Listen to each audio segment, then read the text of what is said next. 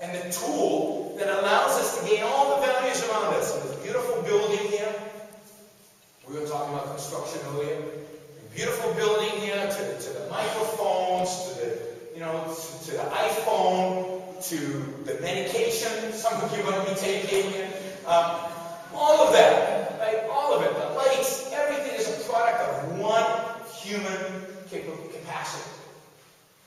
One human capacity makes every value that we have out there possible. And that is, as John mentioned, human reason. Reason is where all those so. Reason, exercising our rational faculty, is the most important virtue. It's the most important thing a selfish person does if they want to make the most out of their life. They think. So wanting some cocaine, because I feel like it. Most of our culture views that as selfish. I say, no, that's not selfish. Cocaine's not selfish. Cocaine's self-destructive. Because we know the consequences of what happens when you get on drugs. Right? Any person who thinks about it a little bit, knows where it's going to lead, knows what it's going to happen. That's not what selfishness is about, but that's how it's being labeled. It's being labeled as do whatever you feel like doing. Act on emotion, win. But that's not what it is. That's not what you think about it. You know is your self-interest. That's destructive. Bernie Madoff. Everybody says, yeah, if you're going to be self-interested, it's Bernie Madoff. Now think about Bernie Madoff. Here's a guy who stole billions of dollars from his best friends. And that's basically what he did. They had a pyramid scheme, and they were all his country club buddies.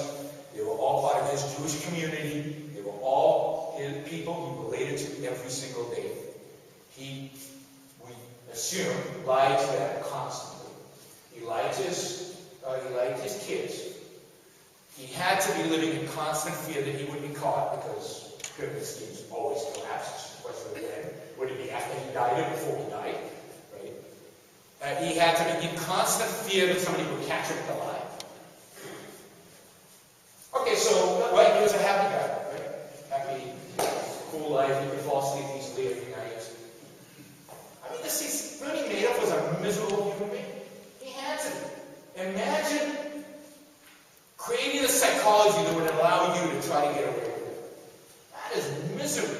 There's no joy, there's no happiness, there's no being a human being by being Bernie Madoff. That didn't come out of rational thought, reasoned analysis of what's good for my life. I'm going to steal my best friend's money. That comes out of emotion, that comes out of whim, that comes out of, momentary desire, detached from reason, detached from rationality, and detached from his own self-interest. He didn't think. There's no self-interest without thinking. So Ayman says, morality is about, again, making the most out of your life, living a happy life, choosing the values and virtues that are going to make you successful.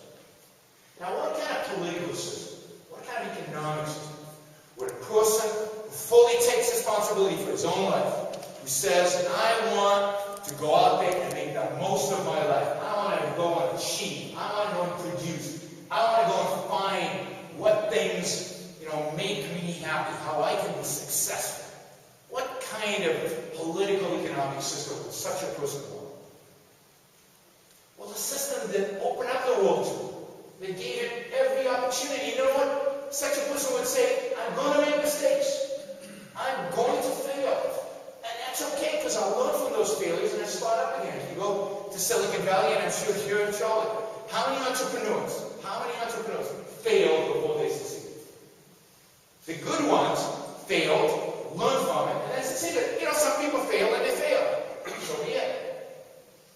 But if you really care about yourself, about your values, about your happiness, about your success, what you want is a political system that leaves you free to pursue your happiness. And one of the great things about this country is that that's what the founders of this country created. Think about the fact that we each have, according to our Declaration of Independence, an inalienable right to our own life, not the community, not the but our own life. We have an inalienable right to it. Our own liberty.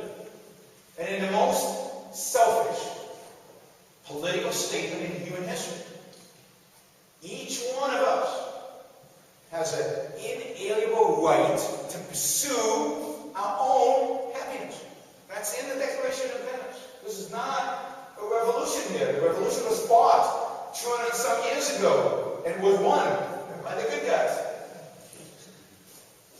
And yet, the corruption, in my view, of this, that I mentioned, of this morality of selflessness, this morality of otherism, of placing others' well-being before oneself, others' happiness before your own, of community first, of collectivism, of taking care of others as your primary moral obligation, is slowly, has been, and is slowly destroying the vision of our founding fathers. So, if we're going to fight for something, we need a fight right now to defend capitalism. We need to fight like there's no tomorrow, because it might not be a tomorrow. Because the energy behind the other side is incredible, the momentum the other side has is incredible, and you know, it's a fight. You can see it. Yes, the Republicans and Conservatives seem to be winning little battles on health care, but they're losing the war. We're losing the war. We've been losing the war for 100 years. You know, this is just one battle in a very long war that we've been losing. If we want to really fight, then we need to adopt a new way of fighting for capitalism. We need to not just talk about its efficiency, its importance, and the destructiveness of socialism, but we need to be willing to say that socialism is evil. That state intervention, that state regulation is wrong. It's morally wrong. It's morally wrong to tell me how to live my life. It's morally wrong for me to tell you how to live your life.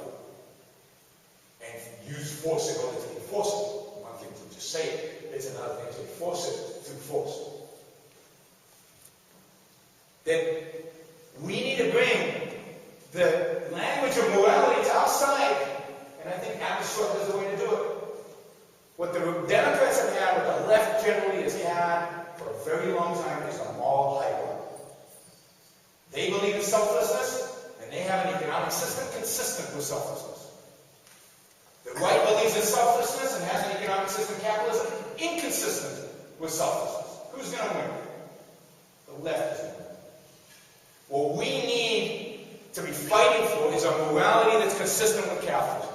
What we need to be fighting for is our inalienable right to pursue happiness. What we need to be fighting for is a morality of self-interest. Because only when people recognize that it's right, that it's good for them to make a profit, that businessmen shouldn't feel guilty about making money, they should be proud about taking the fact that they took care of their lives, the fact that they created value, that other people saw real value in, that they are taking care of the people that they care about, that they built something and created something. That should be something people should be proud of. Businessmen should be proud in this country.